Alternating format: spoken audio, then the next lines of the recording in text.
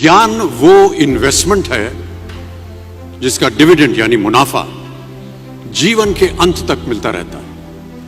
मैं ऐसा मानता हूं कि एक सामान्य जिंदगी जीने के लिए इंसान को रोटी कपड़ा और मकान के अलावा अगर किसी चीज की सबसे ज्यादा जरूरत होती है तो वो है शिक्षा, एजुकेशन। आपके पास यदि धन है तो आप उसे गोल्ड में कन्वर्ट कर सकते हैं। धन हो या सोना, दोनों के कम होने का या खो जाने का डर हो सकता है, पर यही धन को अगर हम नॉलेज में कन्वर्ट करते हैं तो वो कभी कम नहीं होगा और ना ही उसकी चोरी हो सकती है। देखिए, जीवन में मुझे बहुत सी बातों ने प्रभावित किया है। मेरे ये अनुभव सुनने में शायद साधारण लगे, पर इनमें छिपा सार असाधारण है, अनमोल है।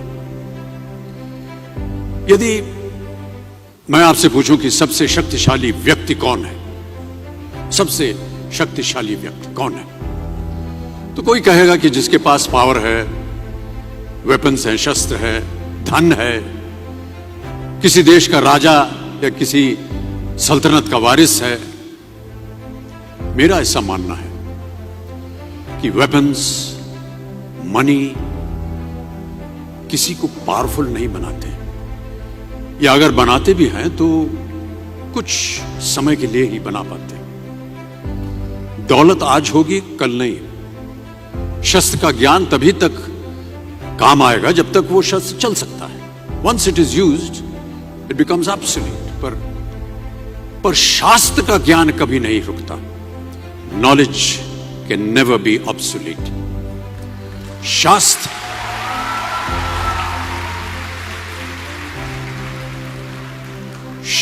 ज्ञान शस्त्र ज्ञान से ज्यादा असरदार, प्रभावशाली और शक्तिशाली होता है।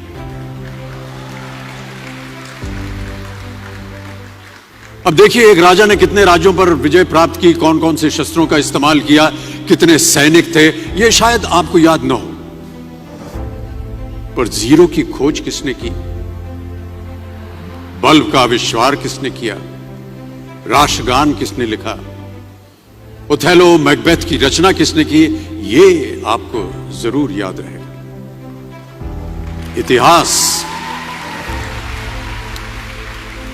इतिहास गवाह है कि एक राजा अपनी शक्ति के बल पर केवल वहीं तक पूजा जाता है जहां तक उसका साम्राज्य फैला होता है। वो केवल अपनी प्रजा का प्रिय होता है। पर अपने ज्ञान की कीर्ति फैलाने वाले Albert Einstein, William Shakespeare, Rabindranath Tagore सिर्फ अपनी जन्मभूमि में ही नहीं बल्कि पूरे विश्व में पूजे जाते हैं।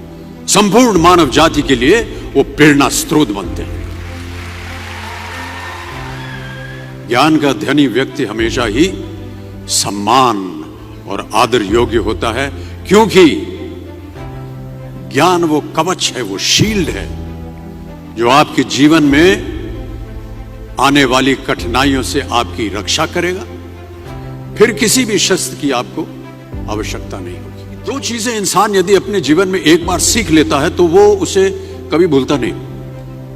एक है तैरना, स्विमिंग, दूसरा है साइकिल चलाना। सालों बाद भी अगर आप इन क्रियाओं को करेंगे तो कभी भी इस बात की चिंता नहीं होगी कि आपको स्विमिंग करना या साइकिल चलाना याद है कि नहीं।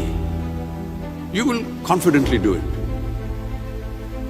काश कि हम पढ़ाई भी इसी नजरिए के साथ करें, that when you will chase knowledge, numbers will always follow.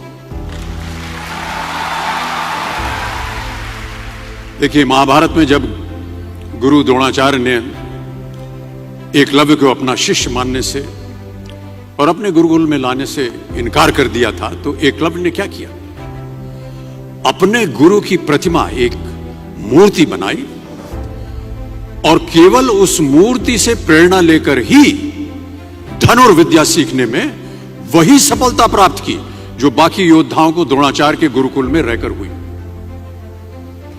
उस प्रतिमा के रूप में एकलव्य को हमेशा अपने गुरु के पास रहने का एहसास था।